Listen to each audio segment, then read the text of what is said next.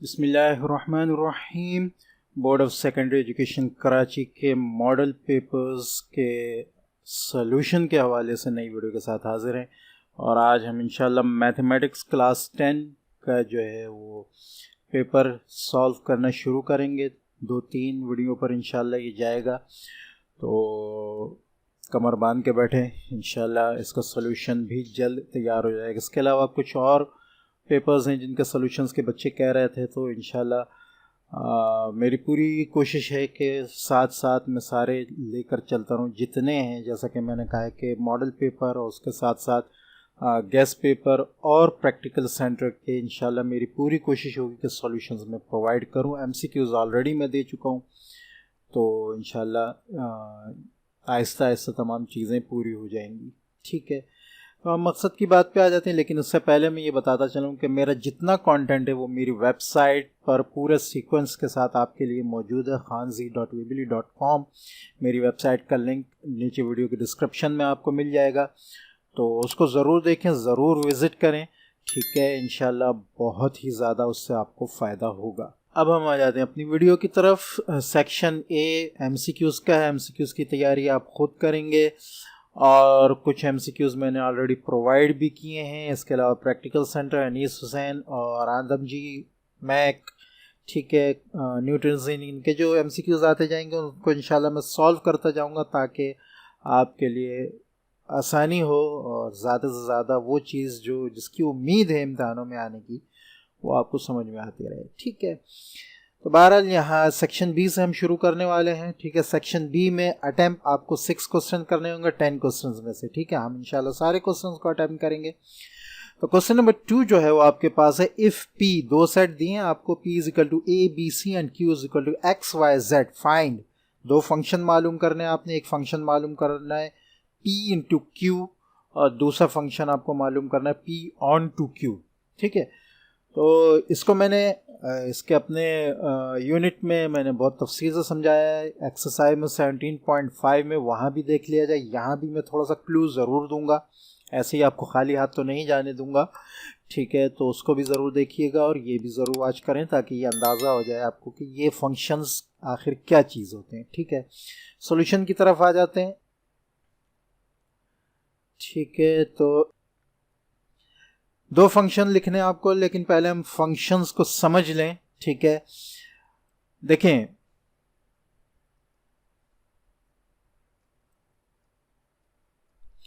पहले तो आप ये जाने एक इनटू फंक्शन होता है और एक ऑन टू फंक्शन होता है, और अभी आपसे यही दोनों पूछे गए हैं। लेकिन अगर ये क्लू आपको याद हो जाता है, समझ में आ जाता है, तो आप ये पिक्चर भी अगर आपके माइंड में रह जाती है तो इंशाल्लाह आप फंक्शंस में कभी जो है वो परेशान नहीं होंगे। इनटू फंक्शंस जो होता है वो कहना चाहिए कि कोडोमेन, यानी जो दूसरा सेट है उसके बराबर नहीं होता, उसका प्रॉपर सबसेट होता है। और ये आपको भी पता है कि जो प्रॉपर सबसेट होता है वो कभी अपने असली सेट के बराबर नहीं होता। तो जाहिर है अगर प्रॉपर सबसेट है तो रेंज जो है वो कोडोमेन के बराबर नहीं है, यानी बी सेट के बराबर नहीं होगी। ठीक है, रेंज हर रिलेशन का दूसरा नंबर होता है। रिलेशंस तक आप ज़रूर इसको मैं इतना पीछे से नहीं समझा सकता। ठीक है, लेकिन यहाँ मैं ये बताता चलूँ कि ये जो सेट है आपके पास, इनमें जो रेंज है वो आपके पास आ रही है एक्स वाई और वाई। ठीक है, तो इनटू फंक्शन में हमेशा ये होता है कि रेंज जो है वो सेकंड सेट यानी बी के या कोडोमेन के बराबर नहीं होती, जबकि ऑन टू में क्या होता है कि रेंज कोडोमेन यानी सेकंड सेट के बराबर होती है।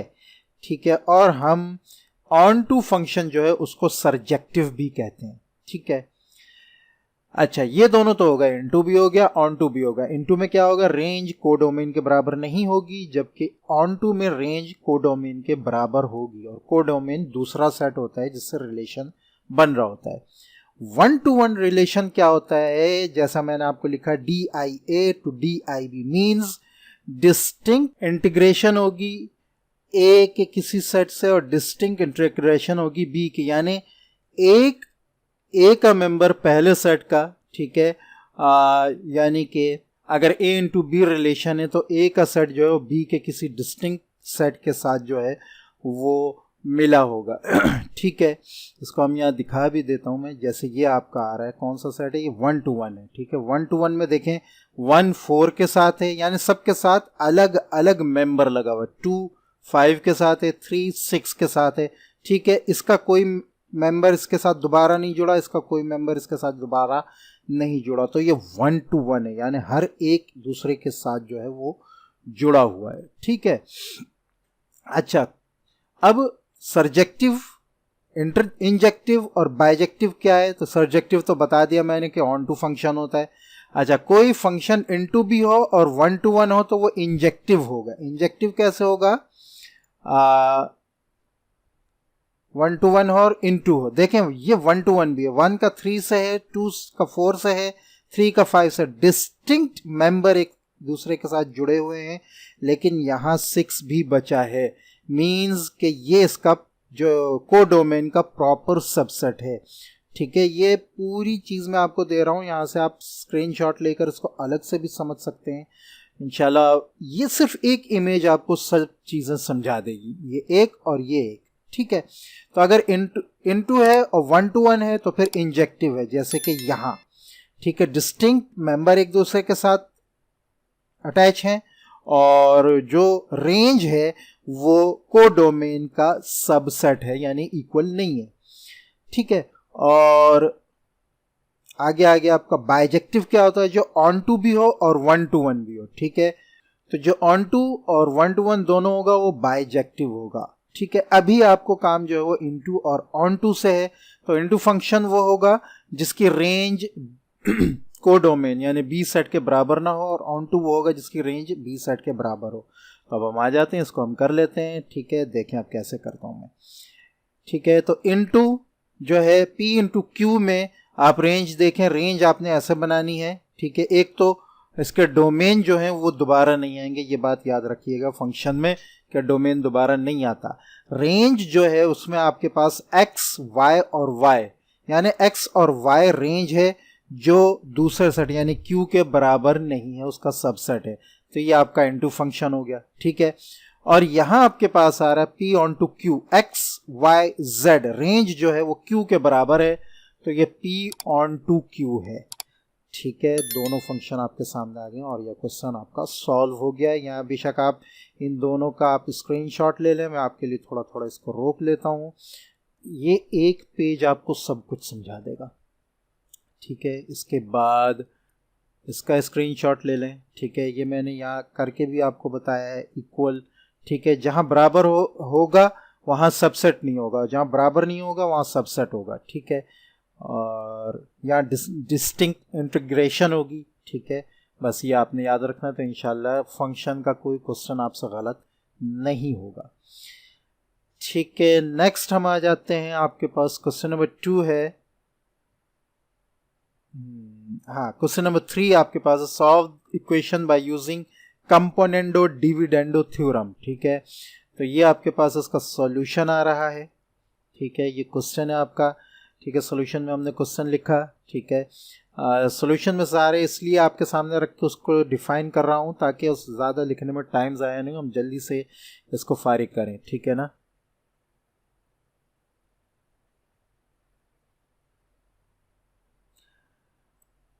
तो कंपोनेंडो डिविडेंडो थ्योरम क्या है? a upon B is equal to C upon D. तो क्या होगा? a plus B upon a minus B और c प्लस बी और c माइनस डी, ये दोनों भी बराबर होंगे। तो यहाँ a आपके पास है, ये ऊपर का पूरा न्यूमरेटर, b आपके पास है ये ऊपर नीचे का पूरा न्यूमरेटर, ये आपके पास 1c है और 2d है। ठीक है, तो a की जगह पे आपके पास ये देखें, ये पूरा आ गया a की जगह पे ये। ठीक है, b की जगह पे नीचे का ये पूरा आ गया, बीच में प्लस का साइन।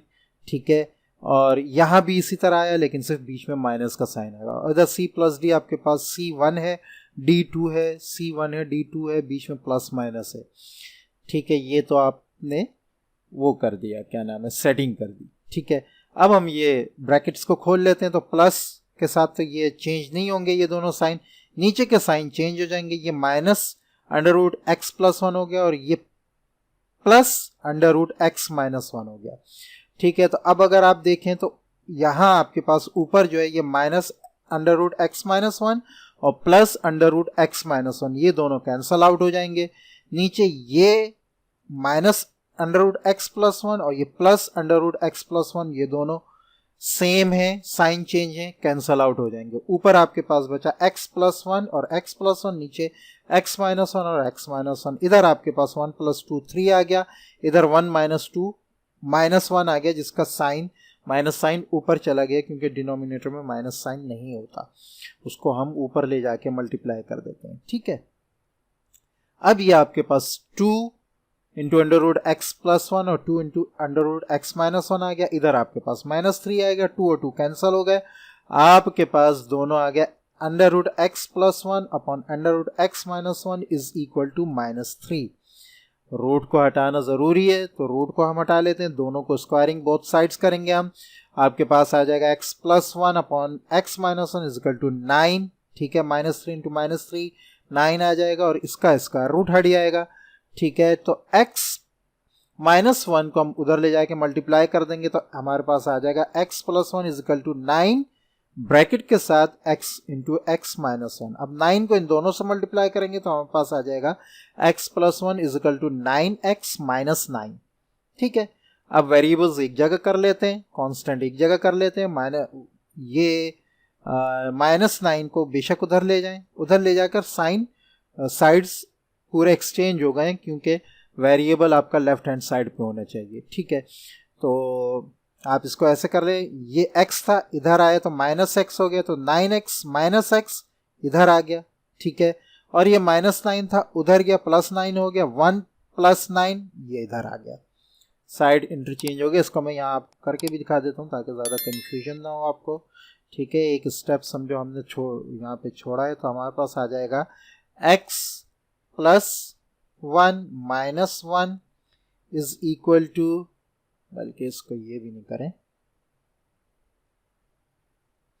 एक सेट आ गया आपका x प्लस 1 प्लस 9, वहां से 9 हमने हटा दिया, यहां से 9x रह गया, साइन चेंज होके इधर आ गया। ठीक है, और अगले स्टेप में हमने क्या किया, 1 plus 9 is equal to 9x, ये x जो है इधर आकर माइनस x हो गया। ठीक है, तो आपके पास क्या आ गया, यहाँ पे 8x और यहाँ पे आ गया 10।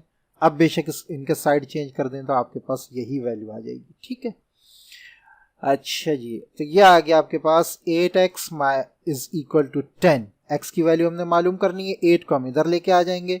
ठीक है, तो ये कैंसल आउट हो जाएगा, कैंसल आउट पूरा तो नहीं होगा, 2 5 ज़र और 2 4 ज़र, तो x की वैल्यू आपके पास जो है वो 5/4 आ जाएगी। यही आपका सॉल्यूशन सेट है। ठीक है, नेक्स्ट क्वेश्चन, क्वेश्चन नंबर 4।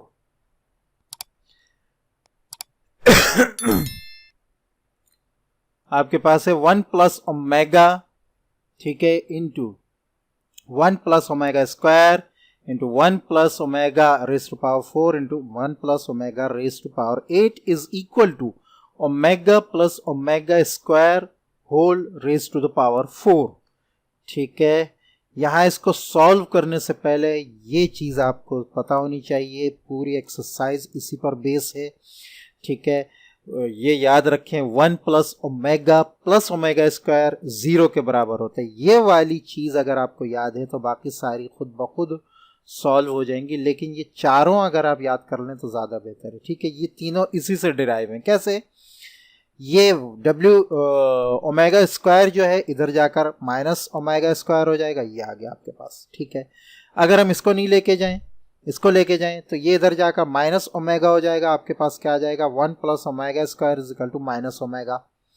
और अगर 1 को उधर लेके जाएं तो आपके पास क्या होगा, omega plus omega square is equal to minus 1। ये तीनों नीचे वाले जो हैं ऊपर वाले से ही निकले हैं, लेकिन आपको ये तीनों याद होने चाहिए, चारों याद होने चाहिए। ठीक है, अब हम इसको क्वेश्चन को सॉल्व करते हैं ऊपर आकर। ठीक है, तो आपके पास क्या आ रहा है, सॉल्यूशन में आपने क्वेश्चन लिखा। अब हमें पता है कि 1 प्लस ओमेगा, ठीक है, और 1 प्लस ओमेगा जो है वो माइनस ओमेगा स्क्वायर के बराबर है। ठीक है, और 1 प्लस ओमेगा स्क्वायर जो है वो माइनस ओमेगा के बराबर है। तो इस पूरे की जगह ये माइनस ओमेगा आ गया, ठीक है, और इस पूरे की जगह ये माइनस ओमेगा स्क्वायर आ गया। वैल्यूज अगर आपको याद हैं तो ये गलती नहीं होगी, ठीक है। आगे आपने क्या किया, ये आपके पास 1 plus omega raise to power 4 था, इसको ब्रेक कर लिया आपने, एक पावर अलग कर ली, वो एक पावर अलग होके आ गई। यहां भी आपने ब्रेक कर लिया, 2 पावर अलग और 6 पावर अलग कर दी, ये आपके पास ब्रेक होके आ गया। यहां हम 3 ब्रेक करेंगे इसलिए कि 3 को हम निकाल सकते हैं, स्क्वायर को हम नहीं निकाल सकते इतनी आसानी से। 3 को हम कैसे निकालेंगे ये मैं आगे आपको बताता हूं, ठीक है। अच्छा जी, अब आपके पास क्या आ गया, minus omega square into minus omega into 1 plus omega cube into omega, ठीक है, और 1 plus omega raise to power 6 into omega raise to power 2, ठीक है।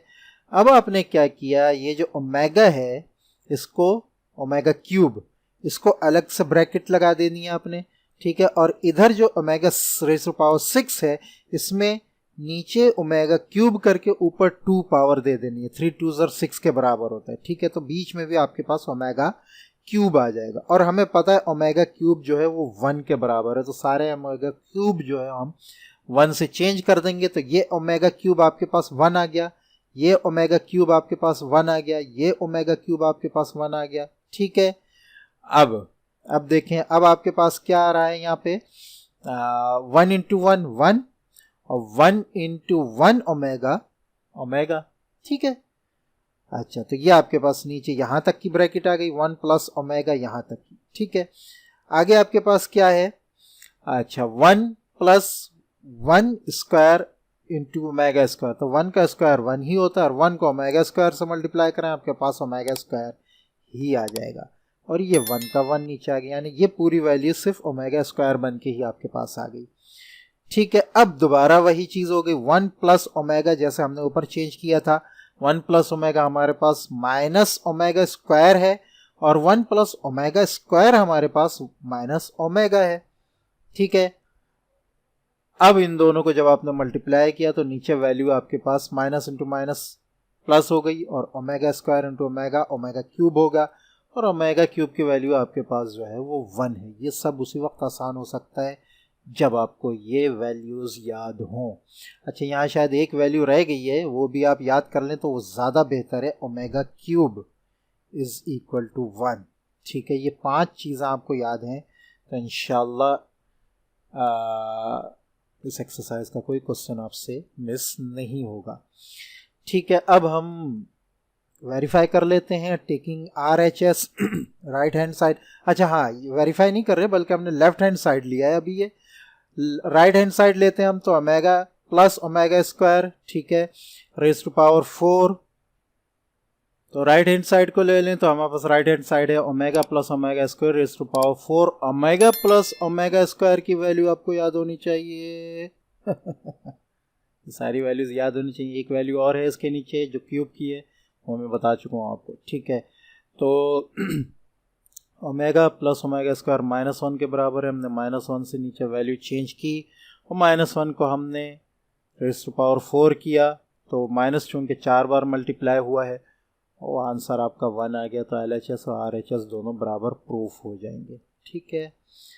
अब हम आ जाते हैं क्वेश्चन नंबर 5 पे। आपने पार्शियल फ्रैक्शन से जो है इसको सॉल्व करना है, क्वेश्चन आपको दिया गया है, ठीक है। Question number 5, resolve into partial fraction, ठीक है।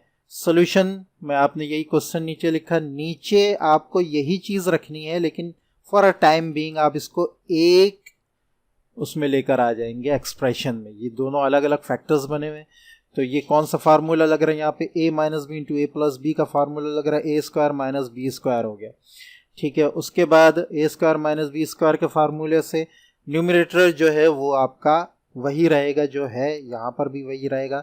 इधर आपके पास एक x raise to power 2 minus 4 आ जाएगा। अब आप इसको डिवाइड करेंगे, x raise to power 2 minus 4 से यहाँ डिवाइड किया हुआ है मैंने, आप देख भी सकते हैं। आई थिंक डिवीजन को ज़्यादा एक्सप्लेन करने की ज़रूरत नहीं है, लेकिन फिर भी मैं एक्सप्लेन कर देता हूँ। 3x क्यूब को हमने x स्क्वायर से डिवाइड किया, तो ऊपर 3x आया, इसी 3x को -4 से मल्टीप्लाई किया तो -12x यहाँ आ गया, साइन चेंज हुए, ये कैंसल आउट हो गया, यहाँ आपके पास -16 + 12 -4x नीचे आ गया, ठीक है। और 20 को हमने नीचे उतार लिया, ठीक है, प्लस साइन के साथ, ठीक है। दोबारा 4x को डिवाइड किया, सॉरी 4x को नहीं, इधर 2x² भी आया, -2x² को डिवाइड किया x² से, ठीक है, तो हमारे पास आंसर आया -2।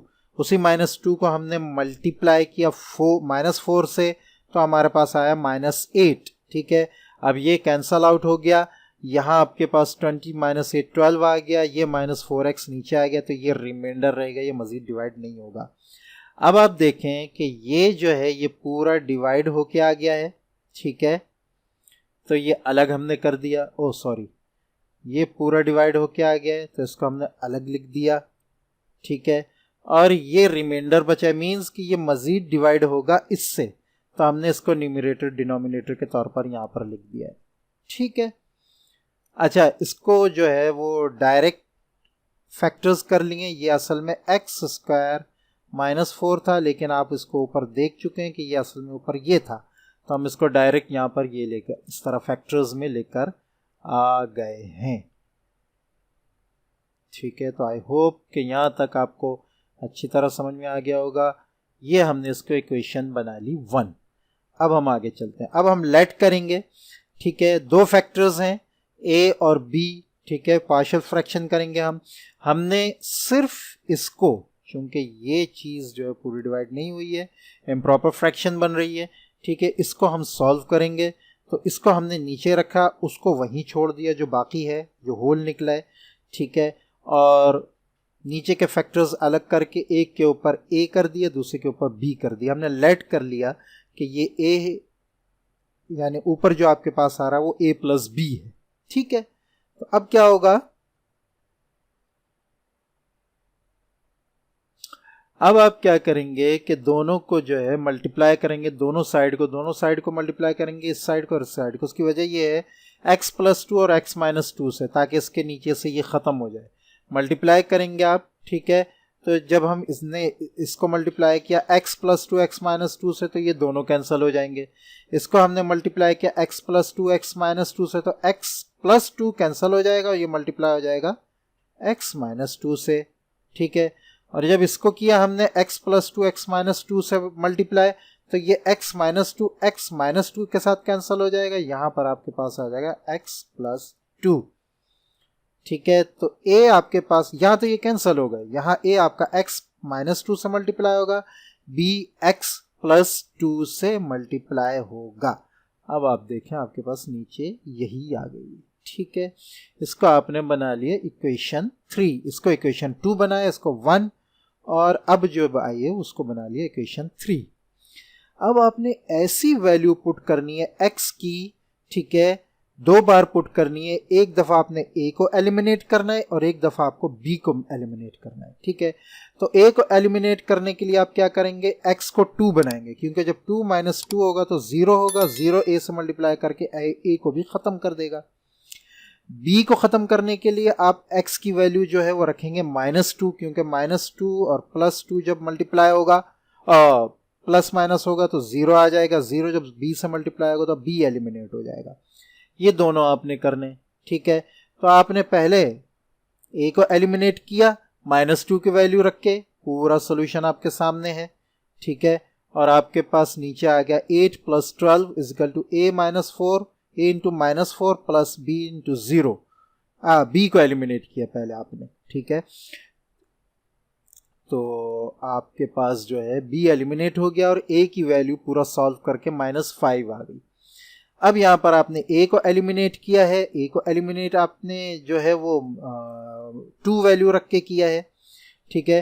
तो 2 यहाँ जो है आपके पास आ जाएगा, ये है आपके पास -2, ठीक है, ये -2 है, ठीक है। तो 2 - 2 0 और 2 + 2 4, ठीक है। पूरा जब आप इसको सॉल्व करेंगे, नीचे आपके पास आ जाएगा -8 + 12 = 4b। 4b यहाँ आपके पास 4 आ जाएगा, -8 + 12, तो 4b इज इक्वल टू 4 आ गया आपके पास, b की वैल्यू आखिर में 1 आ जाएगी, दोनों साइड 4 से डिवाइड करके। अब हम a और b की वैल्यू जो है वो पुट करेंगे इक्वेशन 2 में। कौन सी इक्वेशन है? जो हमने अलग रखी थी, ठीक है, ये a प्लस b वाली, यानी 4x प्लस 12 वाली, इन दोनों के साथ, ठीक है। ये आ गई आपके पास, a और b की वैल्यू चेंज कर दी हमने, ठीक है।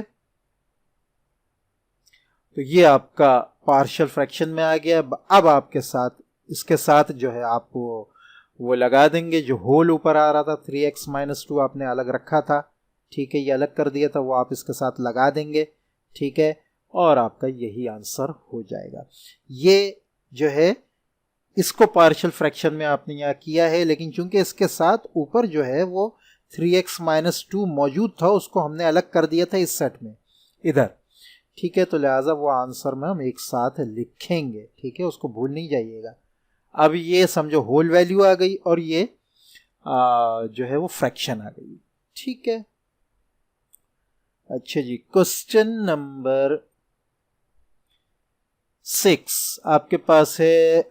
आपने यहाँ शो ये करना है कि हार्मोनिक मीन जो है वो लेस देन ए ज्योमेट्रिकल मीन से, और फिर हार्मोनिक और ज्योमेट्रिकल मीन दोनों जो है वो अरिथमेटिक मीन से जो है वो लेस हैं, क्वेश्चन नंबर 6 में, ठीक है। तो इसका भी हम सॉल्यूशन देख लेते हैं। हार्मोनिक मीन का आपको पता है कि हार्मोनिक मीन जो है वो टोटल नंबर जो है उसको हम न्यूमरेटर में रखते हैं, और सम ऑफ देयर रेसिप्रोकल्स जो है वो डिनोमिनेटर में रखते हैं, तो हमें हार्मोनिक मीन मिल जाता है। तो टोटल नंबर हमारे पास है यहाँ पर 8, ठीक है, यहाँ हम देख लें टोटल नंबर 1 2 3 4 5 6 7 8 नंबर हैं, तो ऊपर आपका 8 आ गया n, ठीक है, और इसको हम कहते हैं harmonic mean is equal to n upon sigma 1 upon x, ठीक है। तो अच्छा, नीचे जो है आपने सारी फ्रैक्शंस जो नंबर हैं उनके रेसिप्रोकल्स को आपने प्लस कर दिया, इसको आप आराम से प्लस कर लिएगा, अलग अलग वैल्यू लिख लिएगा, सिंपल कैलकुलेटर से ये हो सकता है। ये क्वेश्चन ऐसा है जो आपका साइंटिफिक कैलकुलेटर मांगता है, आगे मांगेगा ज्योमेट्रिकल मीन में, तो ये हो सकता है कि लास्ट में आपको साइंटिफिक कैलकुलेटर ले जाने की इजाज़त मिल जाए, लेकिन फिर भी आप तैयारी रखिएगा, ऐसा ना हो कि वो इजाज़त ना मिले। ये मैं कह नहीं रहा, लेकिन हो भी सकता है, नहीं भी हो सकता है, ठीक है, क्योंकि कुछ चीज़ें अब ऐसी आ रही हैं इसमें कि जिससे आपको साइंटिफिक कैलकुलेटर के बगैर काम ना हो, ठीक है। तो ये आपके पास आ गया हार्मोनिक मीन, ठीक है। जब आप इनको अलग अलग डिवाइड करेंगे, ठीक है, सिंपल कैलकुलेटर से, तो बहुत आसानी से हो जाएगा। सब की वैल्यू आ जाएगी आपके पास 1 डिवाइडेड बाय 148 इक्वल्स, आपके पास सब की वैल्यू इसी तरह आ जाएगी, ठीक है, और ऊपर नंबर आ गया, ठीक है। अब इन सबको जब आप प्लस कर लेंगे तो आपके पास 0.0512 आ जाएगा। इसको जब आप डिवाइड करेंगे, ठीक है, तो आपके पास आंसर आ जाएगा 8 डिवाइडेड बाय 0.0512, तो आपके पास हार्मोनिक मीन जो है वो 156.25 आ गए, ठीक है।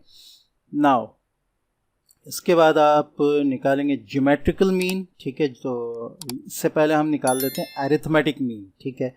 अरिथमेटिक मीन थोड़ा सा आसान है, ठीक है। टोटल नंबर जो है उसके जितने भी नंबर हैं उनको प्लस करेंगे, उनके सम को डिवाइड कर देंगे टोटल नंबर से, ठीक है। तो टोटल नंबर 8 है, इनको सम करेंगे, 1251 आपके पास है, इसको डिवाइड करेंगे 8 से, तो आपके पास आंसर आ जाएगा 156.35। इसको हम यहाँ देख भी लेते हैं, ठीक है, 1251 डिवाइडेड बाय 8, ठीक है, इज इक्वल टू, ठीक है। नाउ ज्योमेट्रिकल मीन निकाल लेते हैं, इसमें आपको कैलकुलेटर की ज़रूरत पड़ सकती है साइंटिफिक, ठीक है। ज्योमेट्रिकल मीन में आपके पास जो है आप पहले इनको मल्टीप्लाई करेंगे, तो इनको मल्टीप्लाई करने के बाद आपके पास जो पावर आएगी वो 10 की पावर में आएगी, ठीक है, तो एक्सपोनेंशियल में आएगी, ठीक है। तो ये हो सकता है कि सिंपल कैलकुलेटर में ना हो सके, ठीक है, काफ़ी बड़ी है ये चीज़, ठीक है।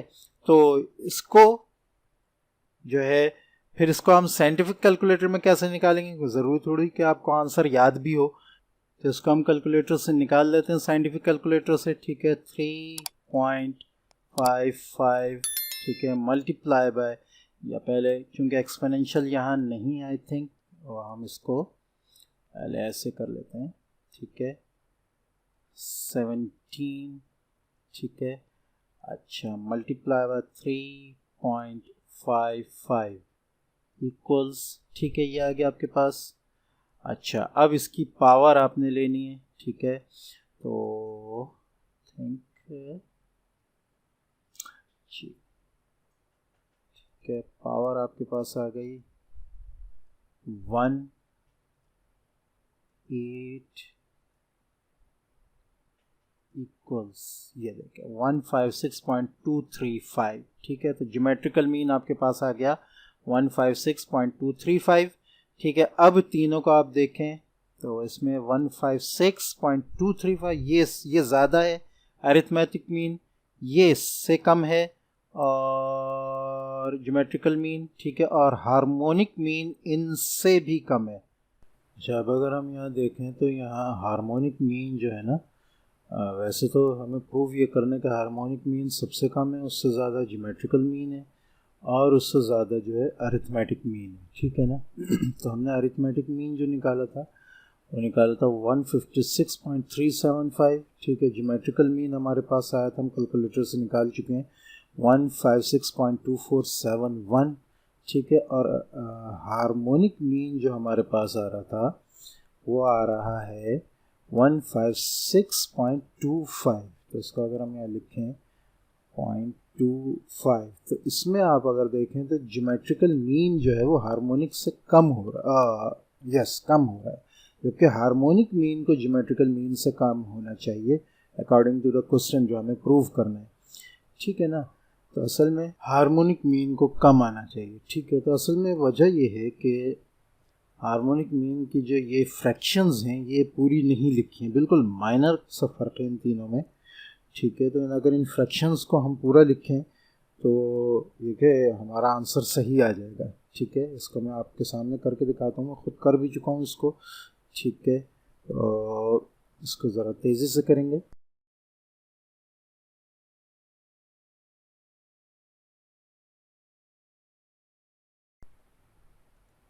ये मैं ब्रैकेट्स में इसलिए लगा रहा हूँ कि ये सबको अलग अलग सॉल्व करें, ठीक है, सॉरी।